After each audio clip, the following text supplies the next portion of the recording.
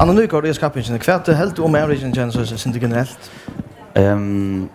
Ja, jag alltid hon just öla gott. Alltså hon klarar sig väl, hon ställer sig väl och hon fick ju visst att något som sankarinta och det är inte alltid alltså som sankarinta i städer som där bästa seriöst i skapis. Och inte ni om det att de så stylar som vi hade det och det har gått att det är så att det är men hon har visst att hon kan så sankarinta och att hon är ett öle störst talent.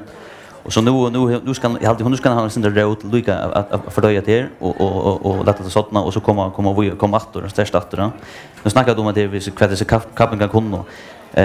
Jag hade alltså kappen är underhåll. Det ska man ångande glömma. Det är underhåll det ska för shower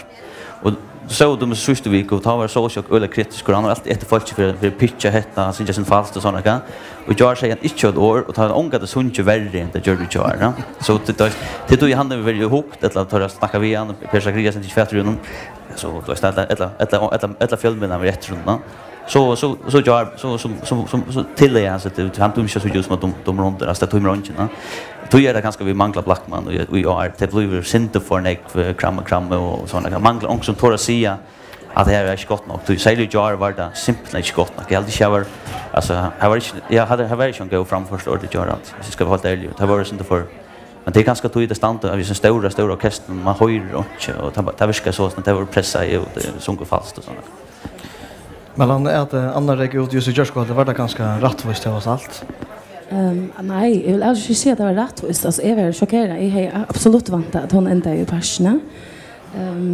Men tar vi tog så om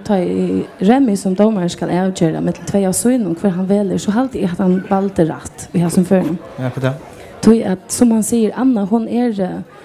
också jag vet gott man alla snackar om att ja, men hon är rätta sang och vad hennes uttryck och vad ska och så där men han må välja att han som han följer kan komma också långt nu hugger det rätt plats så att malla popularitet och så där. Här Jesper röcker en större fjäll än Anna Gera på Ankramata.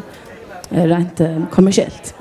Och det är orättvist. Det är alltid absolut. Alltså Anna är klassar över Jesper på nekvamater. Jag alltid han är fantastisk men jag alltid han gör det där rätt. Vi har som för någon och jag alltid faktiskt för Anne vill ha det är rätta. Rätta är jag. Valde han rätt Ona? Ja, han valde så jag är ju som valt Jesper. Alltså tror jag att han är han och jag kapten som här till som snackar X-faktor så är Jesper som har 15 år gammal dronk för att det första delen kommer in och faktiskt alla vi jockar och man är och har suncha center i var samt så har han alla har haft en karisma och en joggningskraft som krävs för överhuvud att klara det sån här utnämningen här och det är här trädnar i real neck här än den näkan där vara pengarna i färre och man ser det färre flöver och till färre som kommer fram med att få möjligheten det kan ta till dömes och the dreams att över nämna tar det dagliga spalter på Petrui tar det och rätta känt nere och såna boklistan för så någon men alltså big var så är det så skulle kunna och då brukar alla ta pengar tar i hur tjäna på att promota göra videor och promota plattorna det är inte som kommer in upp till alla fyra där som det gör det för 22 år sedan och det ska det göra det själva arbete kanon här och vill inte såna att då som tar jag sett alla uppbyggning allt så ju en 22 år och tar era grönt där marschen till alla till när vi chatten och jag hopp innan för då men så det är det krävs en dåliga joggningskraft och han häver Jesper och jag just allt han tror att Anna ska hon ska lucka lenta och ska man lucka finna där kan han ska placeras han är Lucas som också gröjer alltid kan han ska vara ja så lägger mig till liksom avrundade sportingen Anna Nygård Leo 40 i X-Factor kvart ska hon nu göra vad tänker du alltså är halt hon ska och kunna finna fri eller finna något som se och i alldeles ner meltnon till att hon är fantastisk alltså är alltid hon är ett av största talenten jag har haft rent vokalmässigt och äsna som performare jag alltid hon ska lägga nu socialen och finna vad det är vill uttrycka att jag alltid hon viskar Fyrstene ville vi öll säkert här var att lavera sig Olvagentla ur Norrland och hon är den där divaen som har en stora solröd men det rycker inte öll vi henne uttryck ångsvägna så att hon lukkar som finner ett samljo här att hon vad är det hon vill uttrycka Jonas, vad ska Anna nu? Hon ska nu kommer in nu måste säga hon blir känd och folk innanför branschen känner henne säljer Danmark första att så ska hon till att arbeten runt och kanske projera fylja time som man gick undan för ju. Det här var en tight och vi tar var the dreams och såna som man visste nå som vi och vi tar Len och vi tar Ivor som har just på imska matar. Så ska projera vad hon ska göra. Det så att vi kommer sen ut